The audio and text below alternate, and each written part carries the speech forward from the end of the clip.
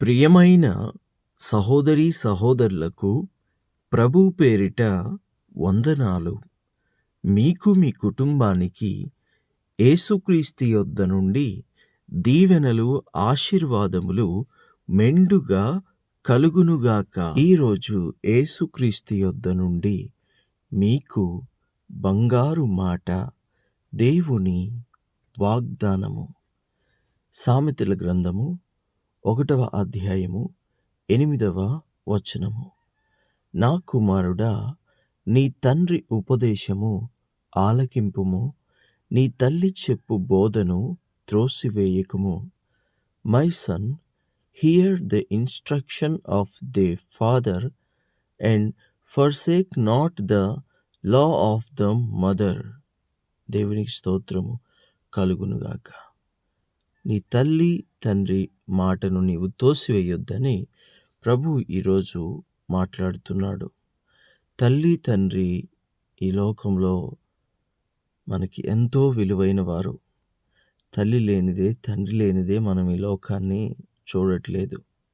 కాబట్టి మనకి ఎంత చదువున్నా, ఎంత జ్ఞానం ఉన్నా, ఎంత గొప్పవాడివైనా, ఏ స్థితి నుండి నువ్వు ఏ స్థితికి వెళ్ళినా, నీ తల్లి తండ్రి నీవు ఎప్పుడు కూడా గౌరవించాలి. నువ్వెంత గొప్ప స్థితికి వెళ్ళినా సరే నీ తల్లిని, నీ తండ్రిని, నీ తల్లిని ప్రేమించాలి, గౌరవించాలి, వారికి లోబడి ఉండాలి. దేవునికి స్తోత్రము కలుగునుగాక. చిన్నప్పుడు నీ తల్లి కంటే నీవంత జ్ఞానవంతుడవు కాదు, నీ తండ్రి కంటే అంత జ్ఞానవంతుడవు కాదు. కానీ ఈరోజు ఒకవేళ నీ తల్లి కంటే నీ తండ్రి కంటే నువ్వు జ్ఞానవంతుడవు అయ్యుండొచ్చు. కానీ అది కూడా వాళ్ళు పెంచితేనే నువ్వు జ్ఞానవంతుడవయ్యావని ఈ సత్యాన్ని నీవు మరిచిపోవద్దు. చిన్నప్పుడు మనకి తల్లిదండ్రులు చేసే సేవ అంతా ఇంత కాదు. అది ఒకవేళ తల్లిదండ్రులుగా మీరు మారి ఉన్నట్లయితే ఇప్పుడు మీకు ఎంతో కొంత అర్థమవుతుంది. ఒక తండ్రి తన కుమారుణ్ణి చదివించుకోవడం కోసం ఎంత కష్టపడతాడో, ఒక తల్లి తన కుమారుణ్ణి చదివించుకోవడం కోసం ఎంత కష్టపడుతుందో, ఎంత ఓర్పుగా, ఎంత సహనంగా, మరి ఆహారం పెట్టడం కావచ్చు, చూసుకోవడం కావచ్చు, ప్రతి విషయంలో కూడా ఎంత ఓర్పుని కనబరుస్తుందో, ఈ విషయాలను మనము మర్చిపోవద్దు. చిన్నప్పుడు అనేక మార్లు మరి ఎంత అసహ్యంగా మనము పక్క తడిపినా, బట్టలు పాడు చేసినా, ఏం చేసినా ఓర్పుతో, సహనంతో, చిరునవ్వుతోనే అన్నీ చేసుకుంటూ మరి ఈ స్థితి దాకా తీసుకొచ్చిన తల్లిని, తండ్రిని ఎట్టి పరిస్థితుల్లో కూడా వారి వృద్ధాప్యమందు మీరు వారిని మరువకూడదు. తన తల్లిదండ్రులను సన్మానించు వారిని దేవుడు దీర్ఘాయుష్మంతులుగా చేస్తాడు. దేవునికి స్తోత్రము కలుగునుగాక. చాలామందిని మరి చూస్తున్నాము. ఈ లోకంలో చాలామంది గురించి వింటూ ఉన్నాము. పెళ్ళయి కాస్త లైఫ్ సెటిల్ అయ్యి చేతి నిండా డబ్బులు రాగానే తల్లిదండ్రులను విడిచిపెట్టేవారు. భార్య రాగానే తల్లిదండ్రులను విడిచిపెట్టేవారు. కొంచెం బాగా చూసుకునే అత్తామామలు రాగానే తల్లిదండ్రులను విడిచిపెట్టేవాళ్ళు కళ్ళ ముందు మనకు చాలామంది కనబడుతున్నారు. నీ జీవితంలోకి డబ్బులు వచ్చినా, నీ జీవితంలోనికి ఆశీర్వాదం వచ్చినా, నీ జీవితంలోకి భార్య వచ్చినా, నీ జీవితంలోకి మంచి బంధువులు వచ్చినా, ఎవరొచ్చినా తల్లిని తండ్రిని మర్చిపోకూడదు. ఒకప్పుడు వారి జీవితంలో కూడా బంధువులు వచ్చుంటారు, డబ్బులు వచ్చుంటాయి, ఆస్తిపాస్తులు వచ్చుంటాయి.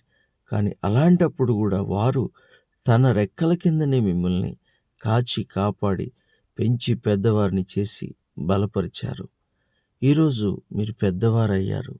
దేవునికి స్తోత్రం కలుగునుగాక. మరి అలాంటి వారిని ఎట్టి పరిస్థితుల్లోనూ మనం మర్చిపోకూడదు. నీ తల్లిని, నీ తండ్రిని సన్మానిస్తే దీర్ఘాయుష్మంతునివి అవుతావని వాక్యం సెలవిస్తుంది. అంతేకాకుండా నా కుమారుడా, నీ తండ్రి ఉపదేశము, తండ్రి చెప్పే మాట, తల్లి చెప్పే మాట త్రోసివేయొద్దు అని దేవుడు ఇక్కడ మాట్లాడుతున్నాడంటే, తల్లి ఎంత గురువుతో సమానమో, తండ్రి ఎంత గురువుతో సమానమో, మరి ప్రధాన గురువు, ప్రధాన మరి దేవుడైనటువంటి, ప్రభు అయినటువంటి మన దేవుడు ఇక్కడ మాట్లాడుతూ ఉన్నాడు. దేవునికి మహిమ కలుగునుగాక. కాబట్టి దేవుని బిడ్డ, వృద్ధాప్యంలో ఉన్న తల్లిదండ్రులను తప్పక పట్టించుకో. ఒకవేళ నువ్వు యవ్వనుడిగా ఉండి జ్ఞానంతో ఉన్నావా అయినా సరే, నీ తల్లి చెప్పే బోధ కాస్త ఆలకించు. కొన్నిసార్లు ఎందుకు నేను నా తల్లి మాట వినలేదా, కొన్నిసార్లు ఎందుకు నా తండ్రి మాట వినలేదా అని చాలామంది బాధపడిన సందర్భాలు అనేకములుగా ఉంటూ ఉన్నాయి. అయితే అలాంటి పరిస్థితి నీకు రాకుండా ఉండునట్లు నీవు చూసుకోవాలని ప్రభు పేరిట నీకు తెలియజేస్తున్నాను. దేవునికి స్తోత్రము కలుగునుగాక. ఈ అధ్యాయంలో 7వ వచనంలో ఒక శ్రేష్టమైన మాట ఉంది. యెహోవా యందు భయభక్తులు కలిగి ఉండుట తెలివికి మూలము, మూర్ఖులు జ్ఞానమును ఉపదేశమును తిరస్కరించుదురు. దేవునికి స్తోత్రం. దేవుని బిడ్డ, దేవుడి వాక్యం చూడండి ఎలా మాట్లాడుతోందో, ఏమని చెప్తోందో. యెహోవా యందు భయభక్తులు కలిగి ఉంటే అది ఏమిటో కాదంట, అది తెలివికి, జ్ఞానానికి మూలమవుతుందంట. అంతేకాదు, ఈ యెహోవా యందు భయభక్తులు లేకుండా ఎవరు జీవిస్తారు అంటే మూర్ఖులు జీవిస్తారు. మూర్ఖులు జ్ఞానమును ఉపదేశిస్తారు. జ్ఞానం అంటే దేవుని యందు భయభక్తులు కలిగి ఉండుటయే జ్ఞానం. దేవుని యొద్దకు రావడమే జ్ఞానం. దేవుని వాక్యమును హృదయములో భద్రపరుచుకోవడమే జ్ఞానం. పవిత్రంగా, పరిశుద్ధంగా జీవించడమే జ్ఞానం. యథార్థంగా జీవించడమే జ్ఞానం. ప్రేమతో జీవించడమే జ్ఞానం. దేవుని మాట వినడమే జ్ఞానం.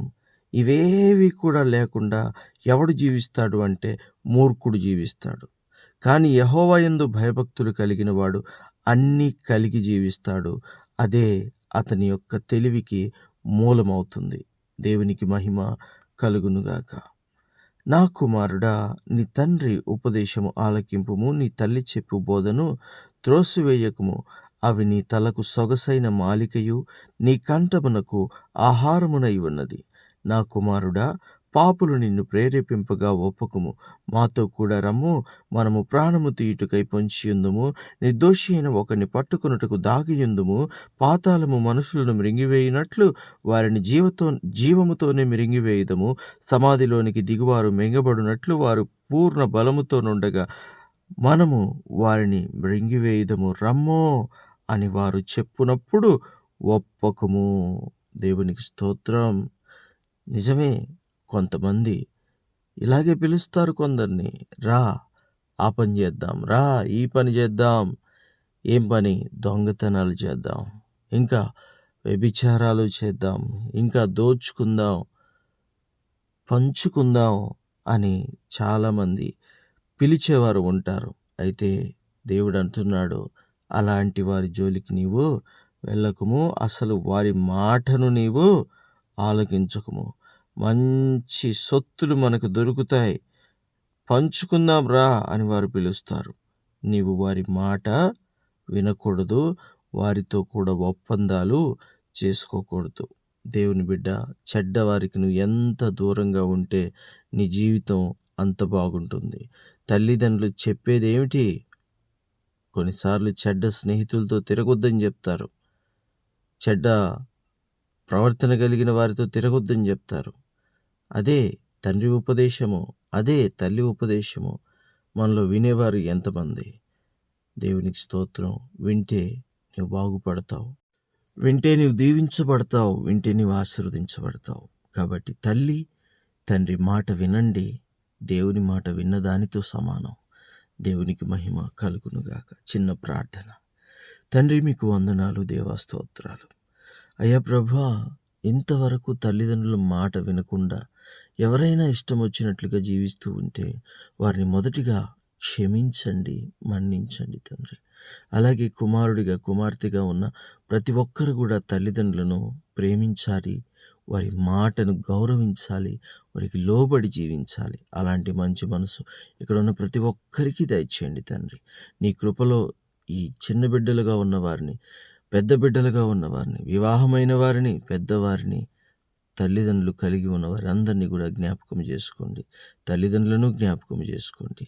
ఈ రోజంతా అందరికీ తోడుగా ఉండి ఆశీర్వదించి దీవించుమని యేసయ్య శ్రేష్టమైన నామంలో ప్రార్థించుచున్నాము తండ్రి.